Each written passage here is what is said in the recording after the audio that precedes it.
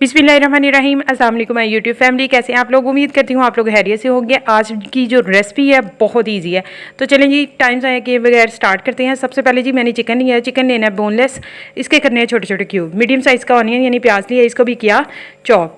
Medium size के जो है 2-3 आलू लिए, इनको भी अच्छी तरह चॉप कर लें, बिल्कुल छोटे छोटे क्यूब्स में चॉप करेंगे। ये जी 2 से 3 हरी मिर्चें ली, इनको भी किया चॉप। चॉप करने के बाद जो है हरा धनिया लेंगे, हरा धनिया जो है वो चॉप करके अच्छी तरह से वो इसमें शामिल करेंगे। बाद में जी 1 प्याली के करीब हम लोगों ने बेसन लेना है। बेसन लेने के बाद जो है 1 टेबल स्पून जो है वो हम ज़ीरे का ये वो शामिल करेंगे बेसन में। खुश्क धनिया जो है ये बेसन में शामिल करेंगे।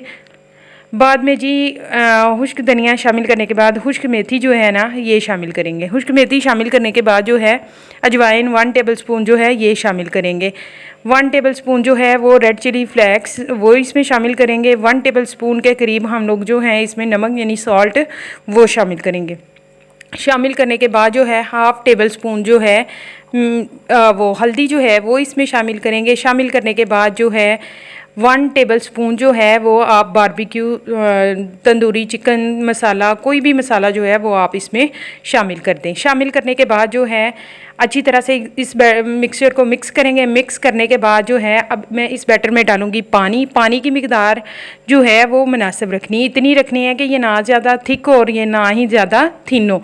ये देखें जी पानी मैंने मिक्स किया। पहले थोड़ा सा पानी डाल के अच्छी तरह से बैटर को मिक्स करेंगे, इसकी गुठलियाँ वगैरह ना बने।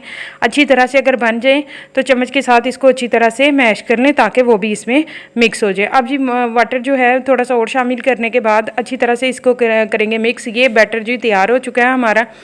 तैयार होने के बाद जो है इसमें जितना भी मिक्सचर मैंने बनाया हुआ था यानी आलू थे, चिकन था, प्याज था, हरी मिर्चें, धनिया वगैरह था वो इसमें करेंगे शामिल। शामिल करने के बाद जो है ऑयल फ्राई करेंगे। ऑयल फ्राई करने के बाद 1 स्पून जो है वो भर के हम इस पर तवे पे डालते जाएंगे। आप चाहे तो किसी भी कढ़ाई में डाल सकते हैं, किसी भी बर्तन में डाल सकते हैं। इसके बाद जी अच्छी तरह से इसको करेंगे फ्राई। फ्राई करने के बाद इसकी एक साइड फ्राई अच्छी तरह से करने के बाद दूसरी साइड इसकी फ्राई करेंगे।